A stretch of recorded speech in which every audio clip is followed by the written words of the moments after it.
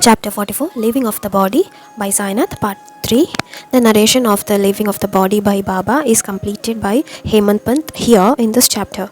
Baba had raised his prana high up in the Brahmand and taken Samadhi. When 3 days had passed, it seemed certainly that he had abandoned the body, and as the preparation for the last rites were going on, Baba became fully conscious and returned to his normal self suddenly. The statue of Murlidhar was to be installed in the scantum of the hall of Bhutivada. Finally, the place was designated for Baba. When the foundation of the Vada was being dug, Baba was passing by on his way to Lindi. Listening to the request of Madhav Rao and considering it an auspicious moment, Baba broke the coconut and said, "Break this coconut. All of us Balgopals will spend time here. Here itself we will talk of our problems on and off." When Baba had spoken these words, nobody could understand the meaning of the indication of a future incident. After Baba abandoned the body, the idea of establishing the statue of the Lord Muralidhar was abandoned, and it was decided to place Baba's body there. It was deemed to be the best place by everyone. Ultimately, Baba himself became the Murlidhar. Srimad Bhuti and other Hindus and Muslims became one with this decision, and Bhuti's Vada was put to good use. If Baba's body had been put elsewhere, the expensive Vada would have been an inanity and remained desolate. Today, bhajan, puja, katha, kirtan, listening to holy scriptures, distribution of food to the devotees, guests and visitors, recitation of the Laghu Rudra and Maharudra goes on there, and people come to Shirdi from different towns, cities and countries. This is all because of Sri Sai. For many years, Baba would sit in a yogic posture in the masjid, resting his head on an old brick. At night, in solitude, he would take the support of the same brick. Before Baba's absolution, one day when Baba was in masjid, a boy was sweeping the masjid. At that time, the brick slipped from his hand and broke into 2 pieces. Hearing of it, Baba said, "It is not the brick, but my fate that has broken into pieces." Baba was distressed because on that brick, he used to sit regularly in a yogic posture in whose company I meditated. It was dearer to me than life. The companion of mine is broken. I will also not remain without it. Thus Baba said. Remembering its qualities, Baba broke into tears. Here a doubt may arise: for a perishable thing such as a brick, why was Baba grieving?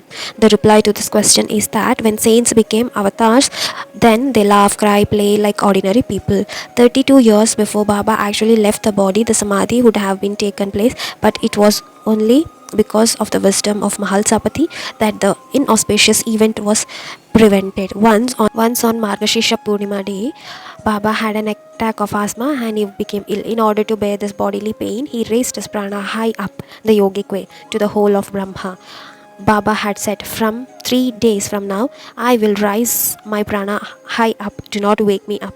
Baba said, pointing his finger to the courtyard, "Dig there for my samadhi and place me there." Then looking at Mahalsapati, he pointed out and said to him, "Do not neglect me for 3 days. Place 2 flags at that side as an indication." After that, Baba became unconscious. There was neither breath nor pulse. Many people thought that the life had left Baba's body. Mahalsapati did not give up hopes. He remained near Baba. Though Sai had ordered to dig a samadhi, yet no one had courage to do that. After 2 days passed, Maulvis, Appa Kulkarni, Kashiram, etc. decided that Baba had achieved his adobe of peace and the body should be given eternal rest. Others said, "How will the life spirit return to the body which is ice cold? Now dig a grave at the place shown by him and call all the people. Perform last rites." While all these contradictory discussions were going on, the time period of 3 days was over, and at 3 a.m. Baba's body began to come to senses. If Mahalsapati would have listened to the Maulvis, Baba's tomb would have been built by then. Baba arose again, leaving aside the samadhi to oblige to the people. Leave aside the doubts that Sai is the gross skeletal body of 3.5 arms length. Sainath himself is the master of senses, the one who does not eat, drink anything without offering it to me, who constantly meditates upon me. I act according to their wishes. The one who longs for me, I constantly care for him. The one who is turned away by mother, father, kinsmen, friends and relatives, wife and son, he alone is attached to my feet. When a river meets the sea, the duality ends. So many rivers meet the sea, whose water and from where it has come. Such difference is not made thereafter. In the same manner, those who achieve oneness with me, their duality is uprooted. Discarding all pride, surrender to me. Only then will your ignorance be destroyed. Ignorance causes destruction to self accomplishment. Where I am now, how can I meet you now? If these questions arise before you, you should know that I am within your heart. I am always by your side. Now, how will you recognize the place in the heart? That I tell you.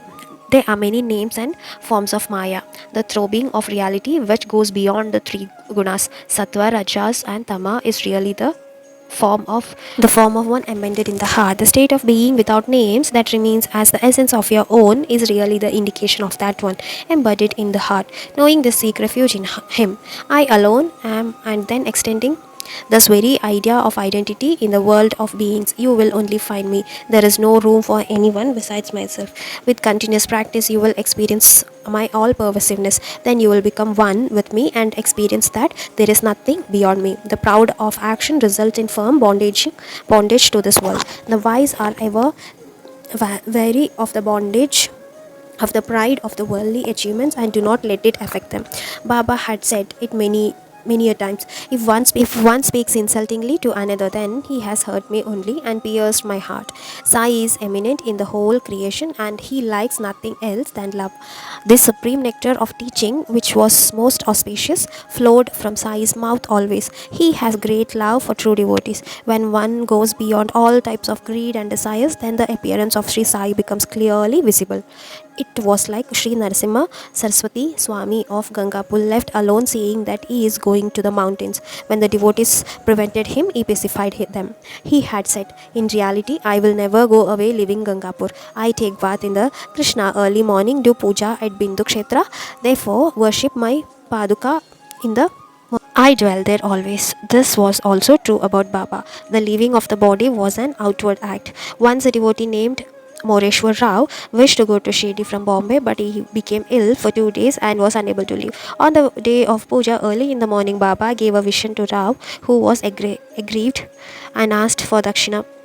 One can experience it according to one's devotion. Never doubt about it, because Sri Sai transcends death. Sai fills the movable and immovable. He is within us and outside us too. He is in you and me. He stays there permanently. Though we cannot see him with naked eyes, he is everywhere. Though he is hiding in stubble form, he keeps us engrossed in him. His leaving the body is a trick to deceive us. He is an actor per excellence who seems to be non-existence but is eternal. Baba, being eternal, is free from birth, existence and death. Being always enlightened, he is free from emotions. After Baba abandoned the body, the gem among the devotees, Bala Sahib Bate, performed the rites with the help of Brahmins in the village. The 13th day, rites were also performed. After bathing with the clothes on, Bala Sahib did rituals with the sesame seeds and also offered the ball of rice.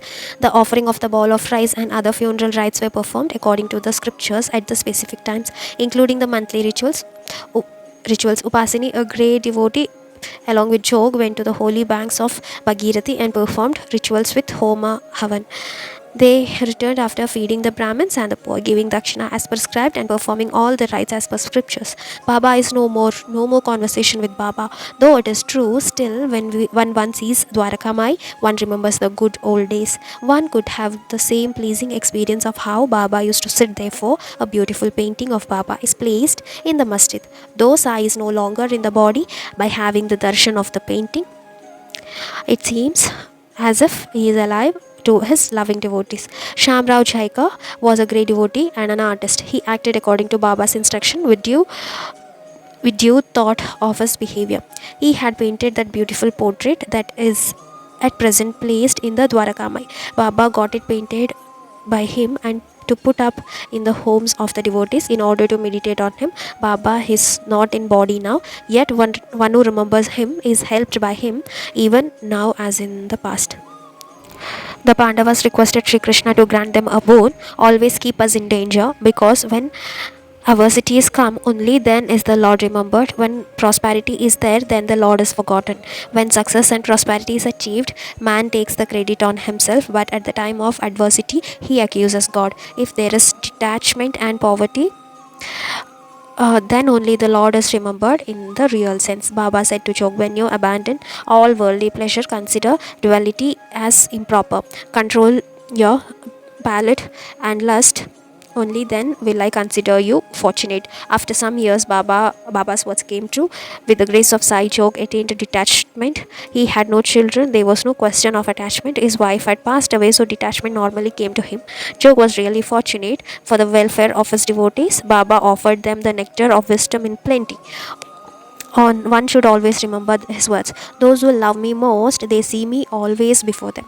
Without me, they are universally desolate. They have only my stories on their lips. They meditate on me ceaselessly. They have my name on their tongues. They sing my deeds wherever they come or go. In this way, when they are so merged with me, they will forget all their actions. Where there is reverence for service to be rendered to me, I always dwell there. He who constantly remembers me after completely surrendering to me, I owe him a debt that I will repay by uplifting him. Om Shri Sainathaya Namaha.